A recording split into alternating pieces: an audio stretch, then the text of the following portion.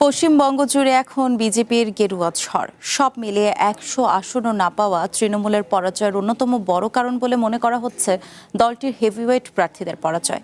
যে তালিকায় প্রভাবশালী মন্ত্রী থেকে শুরু করে রয়েছেন টলিপাড়ার জনপ্রিয় তারকারাও। পশ্চিমবঙ্গে তৃণমূলের শক্তিশালী দুর্গের পতন ঘিরে চলছে চুলচেরা বিশ্লেষণ। তবে এক্ষেত্রে দলটির শীর্ষ ও জনপ্রিয় নেতাদের পিছিয়ে পড়াকেও দায় দিচ্ছেন অনেকে। তালিকায় প্রথমেই রয়েছেন রাজ্যের বিদায়ী মুখ্যমন্ত্রী তৃণমূল নেত্রী মমতা বন্দ্যোপাধ্যায়।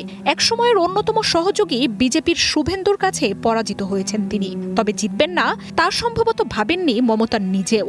দুঃস্বপ্ন হয়ে এসেছে নিজের ঘর ভবানীপুরেই বড় ব্যবধানের হার।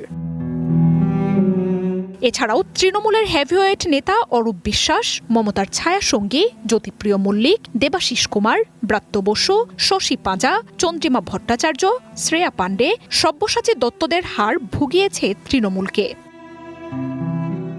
হেরেছেন তৃণমূল নেতা ও পশ্চিমবঙ্গের জনপ্রিয় নায়ক সোহম চক্রবর্তীও।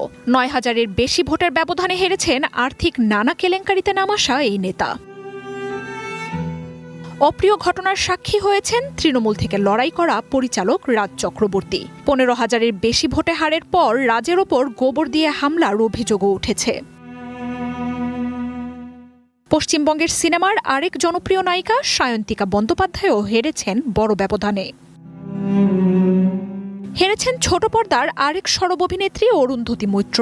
বিজেপির রূপা গাঙ্গুলির কাছে ৩৫,০০০ ভোটে হেরেছেন তিনি। এছাড়াও গায়িকা অদিতি মুন্সিও ভরসা রাখতে পারেননি তৃণমূলের। মার্জিয়া উপমা, ওয়ান ইন্টারন্যাশনাল ডেস্ক।